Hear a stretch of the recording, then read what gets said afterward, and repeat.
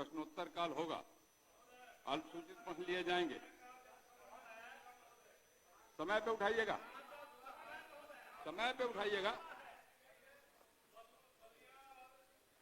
समय पे उठाइएगा ना, बैठ जाइए। प्रश्नोत्तर काल चलने दीजिए, प्रश्नोत्तर काल चलने दीजिए, समय पे उठाइएगा। प्रश्नोत्तर काल के बाद उठाइएगा, बैठ जाइए, बैठ जाइए। सब मामले गंभीर होते हैं, सभी माननीय सदस्य के मामले गंभीर ही होते हैं। बैठ जाइए। श्री पवन कुमार जायसवाल, पूरे पूछिए महाजन।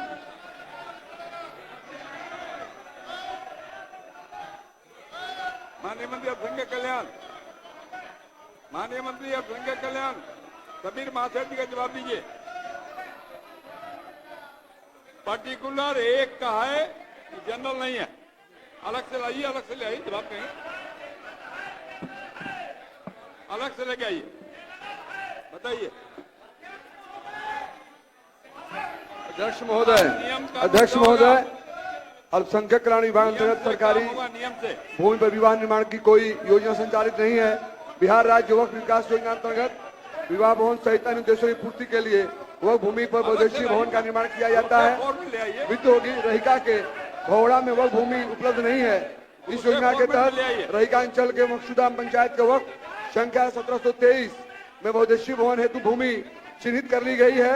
वक्फ बोर्ड से विधिवत प्रस्ताव प्राप्त होने के उपरांत उक्त भूमि पर बहुउद्देशीय भवन के निर्माण की कार्रवाई की जा सकेगी। पंडौर अंचल में उपयुक्त वक्फ भूमि चिन्हित करने की प्रक्रिया जिला स्तर से की जा रही है। अलग फॉर्मेट में ले आइए, करा देंगे। जी माननीय मंत्री जी को कहना चाहेंगे कि निश्चित तौर पे अपना प्रस्ताव डीएम से मंगा ले और जो कार्य योजना है जल्द से जल्द उसको पूरा करने का प्रयास करें। और इसी वित्तीय वर्ष में, क्या इसी वित्तीय वर्ष में वो इस योजना को पूरा करना चाहेंगे? क्या इसी वित्तीय वर्ष में इस कार्य को पूरा करना चाहेंगे? अरे जवाब प्रश्न कर रहे, सुन नहीं रहे आप, जवाब दे दिए। क्या ये योजना का इसी वित्तीय वर्ष में योजना को पूरा करना चाहेंगे? क्या माननीय मंत्री जी इसी वित्तीय वर्ष में इसको पूरा करना चाहेंगे? जी आप पूरा पूछे ना। पूरा तो यही है कि कब तक इसको पूरा करना चाहेंगे, कब तक पूरा करना चाहेंगे? प्रेम से चलेगा। मैं बताना चाहता हूँ, सरकारी भूमि पर विवाह भवन बनाए जाने के संबंधी कोई योजना नहीं है। ठीक, प्राइवेट में है, अगर बुनकर का है तो हम लोग दे। वक्फ भूमि पे है। हाँ तो ठीक है, उस पे बनेगा। हाँ उस पे मंगाया गया है, चिन्हित कर लिया गया है, जगह बन जाएगा वो। ठीक है, बन जाएगा, बैठ जाइए। Thank you. श्री वीरेंद्र प्रसाद गुप्ता,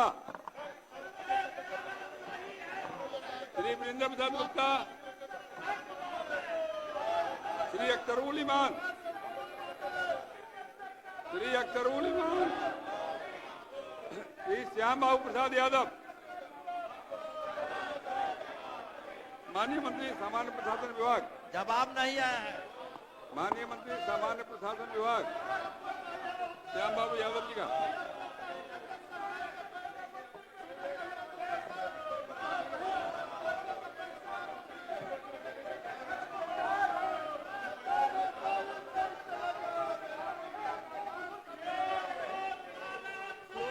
महोदय, वस्तु स्थिति यह है कि बिहार प्रशासनिक सुधार मिशन सोसाइटी द्वारा लोक सेवाओं के अधिकार अधिनियम 2011 एवं बिहार लोक शिकायत अधिकार आप किसी और फॉर्मेट में लाइए, होगा विचार आएगा, लेके आइए किसी और फॉर्मेट। संविधात्मक पद का सृजन किया गया है तथा उक्त के आलोक में नियोजन की कार्रवाई की जाती रही। सचिवालय, जिला, अनुमंडल, प्रखंड एवं अन्य कार्यालय स्तर पर आवश्यकता अनुसार पद भी सृजित हैं। खंड 2 ये शिक्षा विभाग से संबंधित है। खंड 3 वस्तु स्थिति यह है कि पूर्व में जिलाधिकारी की अध्यक्षता में गठित चयन समिति द्वारा पैनल का निर्माण कर रिक्तियों के अनुसार नियोजन की कार्रवाई की जाती थी। लेकिन महोदय 19 में निर्णय लिया गया है कि बेल्ट्रन के माध्यम से कराया जाएगा और इसके आधार पर अब बेल्ट्रॉन से परीक्षा लेकर पैनल बनाकर उस पैनल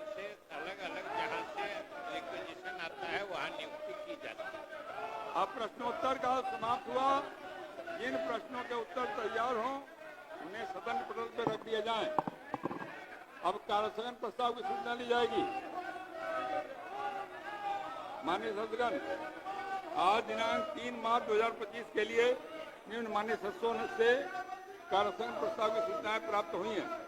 श्री भूदेव चौधरी सविसा, श्री अख्तरुल इस्लाम शाहीन सविसा, श्री अजय कुमार सविसा, श्री समीर कुमार माफेट सविसा, श्री रणविजय साहू सविसा, मुकेश कुमार यादव सविसा, मोहम्मद अंजार नईमी सविसा, शिवेंद्र प्रसाद गुप्ता सविसा एवं श्रीमती प्रतिमा कुमारी सविसा, श्री अरुण सिंह सविसा, श्री महानंद सिंह सविसा, श्री अजीत कुमार सिंह सविसा, श्री गोपाल की मान्यता स्वतः समाप्त हो जाती है। खंड 2 आंशिक रूप से स्वीकारात्मक है। वस्तु स्थिति यह है कि कार्यपालक सहायकों के मांग के आलोक में उनके मानदेय को बेल्ट्रन के डेटा एंट्री ऑपरेटर के समतुल्य किए जाने का निर्णय शासी परिषद की 22वीं बैठक में लिया जा चुका है। उक्त क्रम में अलग अलग जिलों में पैनल निर्माण में एक रूपता नहीं रहने तथा बेल्ट्रन के द्वारा मानक परीक्षा के माध्यम से पैनल निर्माण की व्यवस्था को दृष्टिपथ में रखकर शासी परिषद की 23वीं बैठक में यह निर्णय लिया गया कि कार्यपालक सहायक के पद पर भविष्य में होने वाले रिक्तियों को बेल्ट्रन के माध्यम से भरा जाएगा। बेल्ट्रन में पैनल तैयार नहीं होने के कारण जिलों में के पैनल से नियोजन की कार्रवाई 8 जनवरी 2021 तक की गई है और उसके बाद से बेल्ट्रन की परीक्षा से जो पैनल तैयार हुआ है उससे नियोजन किया जा रहा है। महोदय, इस संबंध में एक उच्च न्यायालय में रिट याचिका भी दाखिल हुई थी और उसमें इस तरह के अभ्यर्थियों द्वारा बेल्ट्रन की दक्षता परीक्षा पास करने पर इनको भी नियोजित करने पर विचार करने का निर्देश प्राप्त हुआ है और इसके आधार पर महोदय यह परीक्षा भी ली जा चुकी है और अलग से पैनल भी बनाया जा चुका है और अब उस पैनल से इनकी नियुक्ति की कार्रवाई की जाएगी। दुबे जी। महोदय, मैं माननीय मंत्री जी से जानना चाहता हूं। माइक पर बोलिए। मैं माननीय मंत्री जी से जानना चाहता हूं कि जिस वक्त समय सीमा 3 वर्ष या पैनल की समाप्ति तक रखा गया था, क्या ये बात सही है? महोदय, यह तो मैंने खंड 1 के उत्तर में सबसे पहली पंक्ति ही यही कही थी कि ये स्वीकारात्मक नहीं है। इस पैनल की वैलिडिटी सिर्फ 3 वर्ष के लिए ही थी, पैनल के समाप्ति तक नहीं थी। ये तो हमने पहले खंड के उत्तर में कहा। महोदय, दूसरा सवाल मैं माननीय मंत्री जी से जानना चाहता हूं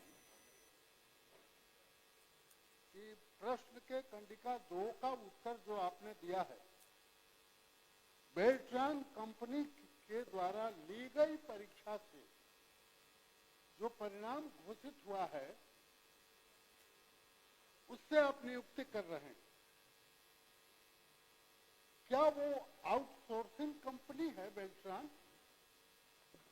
महोदय, वो आउटसोर्सिंग कंपनी नहीं है, वो सरकार की अंडरटेकिंग है, सरकार की संस्था है।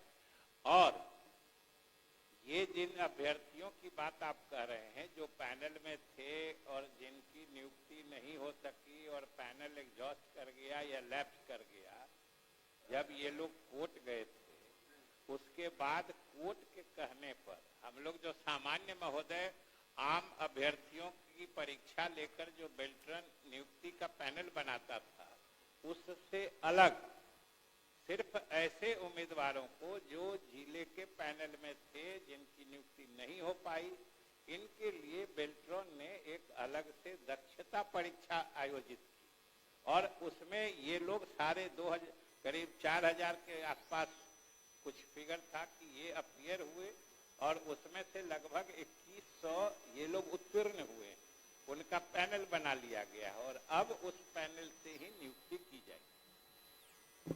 महोदय, अंतिम सवाल। आप मैं- दुबे जी अरे दोनों इतने पुराने साथी हैं तभी समझने में दिक्कत हो रही है।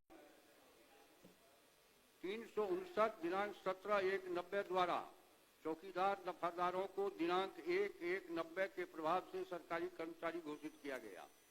विभागीय पत्रांक 11/2/87 दिनांक 20/12/95 द्वारा दिनांक 1/1/90 के बाद अवकाश प्राप्त करने वाले चौकीदार दफादार द्वारा नामित आश्रित पत्नी, पुत्र, भाई, भतीजा, नाती को चौकीदार के पद पर केवल एक बार अपवाद स्वरूप बॉन्ड लेकर के नियुक्त करने का प्रावधान किया गया। CWJC संख्या 6997/2003 राजकुमार गुप्ता बनाम बिहार राज्य एवं अन्य के मामले में दिनांक 27/8/2003 को पारित न्यायाधीश के आलोक में विभागीय पत्रांक 12/094 दिनांक 11/11/204 निर्गत करते हुए पूर्व से निर्गत विभागीय पत्रांक 11/2/87 दिनांक 20/12/95 को निरस्त कर दिया गया, जिसके कारण दफादार चौकीदार के आश्रितों की नियुक्ति पर रोक लगाई गई। वर्ष 14 में गृह विभाग की अधिसूचना संख्या 1896 दिनांक 5/3/14 द्वारा बिहार चौकीदार संवर्ग नियमावली 2014 अधिसूचित की गई। उक्त नियमावली के द्वारा चौकीदार संवर्ग के कर्मियों को स्वैच्छिक सेवानिवृत्ति लेने पर उनके द्वारा नियमित आश्रित पति, पुत्र, अविवाहित पुत्री एवं विधवा पुत्र वधू जिसे पुनर्विवाह न किया हो को कतिपय शर्तों के साथ चौकीदार के पद पर नियुक्ति संबंधी प्रावधान लागू किया गया। कालांतर में LP संख्या 508/2022 देव मुनि पासवान बनाम बिहार राज्य एवं अन्य में माननीय उच्च न्यायालय पटना द्वारा 25 जून 2023 को पारित न्यायाधीश में बिहार चौकीदार संवर्ग नियमावली 2006 के नियम 5/7 में विभागीय अधिसूचना संख्या 1896 दिनांक 5/3/14 द्वारा जोड़े गए परंतु को निरस्त कर दिया गया, जिसके कारण चौकीदार के स्वैच्छिक सेवानिवृत्ति के आधार पर नामित आश्रितों की नियुक्ति पर रोक लगी। अतएव उपयुक्त वर्णित तथ्यों के परिप्रेक्ष्य में 90 से 2014 तक के शेष बचे सेवानिवृत्त दफादार चौकीदार के आश्रितों को नियुक्ति की मांग विचारणीय नहीं है। महोदय, जो विचारणीय नहीं है उसी पर तो विचार करने के लिए हमने निवेदन किया है विभाग से। नहीं, आप एक लाइन पढ़ लिए जी। इन्होंने कहा कि हाई कोर्ट ने उस नोटिफिकेशन को रद्द कर दिया, इसलिए नहीं विचार हो रहा है। नहीं महोदय, मेरा कहना यह है जो 2004 पूरक पूछिए, पूरक। महोदय, मेरा कहना यह है जो चीज हमने प्रश्न में लाया है उस चीज का जिक्र माननीय मंत्री जी ने किया है। मेरा यह कहना है जो वर्ष 2004 से 2014 तक चौकीदार दफदार के आश्रितों की बहाली जो प्रक्रिया से वंचित होगी, जिसको सरकार ने अपना नियमावली में लाया, जो वंचित हो गया उसको सरकार बहाली करना चाहती है कि नहीं? वर्ष 2004 से 2014 तक जिन लोगों की बहाली हुई भी उनको जब हाईकोर्ट ने रोक लगा दिया तो उस पर सरकार क्या कर सकती है? और फिर दूसरी बार भी उन्होंने रोक लगाने का काम, तो उसमें संशोधन आया, इसलिए उस पर कोई पुनर्विचार की जरूरत नहीं है। महोदय,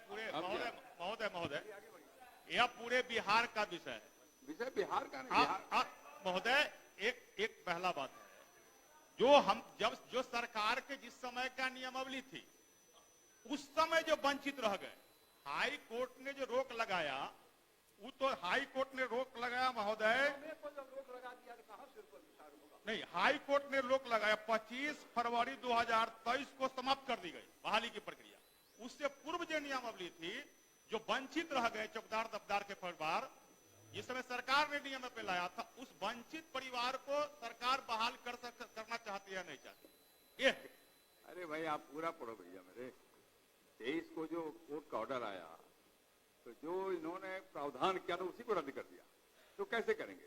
ये कह रहे हैं माननीय मंत्री, ये समस्या नहीं महोदय, जो कोर्ट हम तो यह कह रहे हैं ना महोदय, जो चौकीदार का जो नियमावली है, हम कहते 2004 से 2014 तक जो वंचित रह गए, जिस समय हाई कोर्ट ने रोक, महोदय, जिस समय हाई कोर्ट ने रोक नहीं लगाया था उस समय जो वंचित रह गए उसको सरकार बहाली करना चाहती है कि नहीं?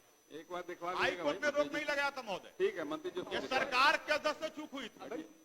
नियम बनाया सरकार ने, नियम पर उच्च न्यायालय ने रोक लगा दिया, फिर संशोधित नियम किए गए, उस पर भी हाई कोर्ट ने रोक लगा दिया। तो वंचित का तो जब नियम रहता तब ना उसके अनुसार क्या कहते हैं लेकर के दिखवाते कि क्यों नहीं हुआ। श्री अरुण शंकर प्रसाद, श्री अरुण शंकर प्रसाद, अपलोड नहीं हुआ था 10 बजे तक। पढ़ते नहीं है? नहीं पढ़े हैं सर, निकाले हैं उत्तर आप तो अपलोड। पढ़ने लिखने वाले आदमी हैं। उत्तर अपलोड नहीं है सर, हम क्या कर सकते हैं, 10 बजे तक नहीं था, उसी के चलते विलंब से आए भी हैं सर। लंबा लंबा उत्तर है। माननीय मंत्री गृह विभाग अरुण शंकर प्रसाद, पूछते हैं। महोदय, वस्तु स्थिति यह है कि बिहार राज्य में साइबर अपराध से संबंधित 210, 215 शिकायत प्रतिदिन प्रतिवेदित किए जा रहे हैं, परंतु उक्त अपराध कारित करने में भाषाओं तथा भोजपुरी, मैथिली तथा मगही का प्रयोग किए जाने के संबंध में कोई प्रामाणिक आंकड़ा उपलब्ध नहीं है। इसी प्रकार सऊदी अरब और पाकिस्तान से बिहार राज्य में साइबर ठगी किए जाने के मामले सामने नहीं आए हैं। हालांकि दक्षिण पूर्व एशिया देशों तथा थाईलैंड, मलेशिया, लाओस, कंबोडिया आदि देशों से भारतीय नागरिकों के साइबर ठगी के मामले सामने आए हैं, जिसमें विदेशों में नौकरी के इच्छुक युवाओं को प्रलोभन देकर उपदेश में ले जाकर उनका पासपोर्ट जब्त कर भया दोहन कर वहां से उनसे जबरन भारत में साइबर ठगी कार्य करवाया जाता है। उक्त मामले में कार्रवाई हेतु भारतीय साइबर अपराध समन्वय केंद्र 14C गृह मंत्रालय, भारत सरकार, नई दिल्ली के निर्देश में आर्थिक अपराध इकाई में एक विशेष समर्पित साइबर स्लेवरी हेल्प डेस्क का गठन किया गया है, जिसके द्वारा नियमित रूप से पीओई से समन्वय स्थापित कर विदेश जाने वाले एजेंटों का जांच सत्यापन कराया जा रहा है। साथ ही अवैध एजेंट के विरुद्ध संबंधित जिलों में माध्यम से विधि सम्मत कार्रवाई की जाती है।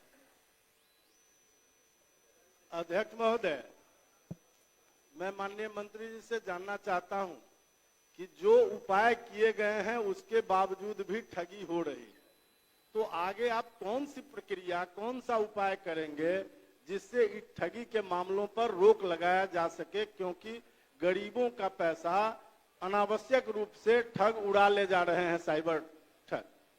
माननीय मंत्री, भारत सरकार के गृह मंत्रालय के द्वारा जो नियम बनाए गए हैं उसी नियम का अनुपालन राज्य सरकार भी कर रही है और उस पर